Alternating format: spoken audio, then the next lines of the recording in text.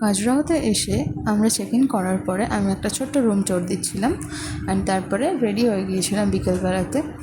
একটা অনেক বড় শিবের মন্দির আলা মূর্তি আলা অ্যাকচুয়ালি, ওখানে প্রচুর আরতি হচ্ছিলো অ্যান্ড বিকেলবেলা আমরা খেয়েছিলাম খুব সুন্দর চাটটা। আসলে ওখানে খাওয়া দাওয়াটা একটু অন্যরকম, সবেতেই ওরা অনেক দোকানে ইউজ করে গোটা। দেন ওখান থেকে বেরিয়ে আমরা এগুলো দেখেছিলাম, এগুলো খুব সুন্দর দেখতে। আর এখানে উট দেখতে পেয়ে গিয়েছিলাম, এখানকার ফেমাস মিষ্টি ট্রাই করেছিলাম। মিষ্টিগুলো অসাধারণ খেতে ছিল সব কটাই। দেন আমি চলে যাচ্ছি পরের দিনের ভ্লগে। তো পরের দিনে আমি রেডি হয়ে গিয়েছিলাম খাজুরাহোর সব মন্দির দেখাশোনা করার জন্য। এই মন্দিরগুলো এত সুন্দর করে কাজ করা, জাস্ট দেখে ওয়াও লাগছিল। আমরা সারাদিন মন্দির ঘুরে ঘুরে ঘুরে ঘুরে প্রায় 50-60টার বেশি মন্দির ছিল, তো ক্লান্ত হয়ে গেছিলাম, আইসক্রিম খাচ্ছিলাম।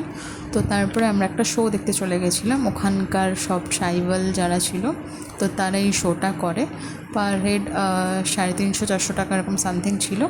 তো ওদের এই শোগুলো দেখলাম, খুব ভাল লাগছিলো, কারণ ওরা এত সুন্দর করে আমাদের সামনে এই জিনিসগুলো করছিলো। তো এগুলো খুব নতুনত্ব লাগছিলো, ঘুরতে গিয়ে এত সুন্দর একটা এক্সপিরিয়েন্স করবো ভাবতে পারিনি।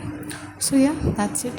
এগুলো দেখিয়ে রাত্রেবেলা রুমে গিয়ে রুটি তরকার সাথে ডিনার করে নিয়েছিলাম। And that's it for today.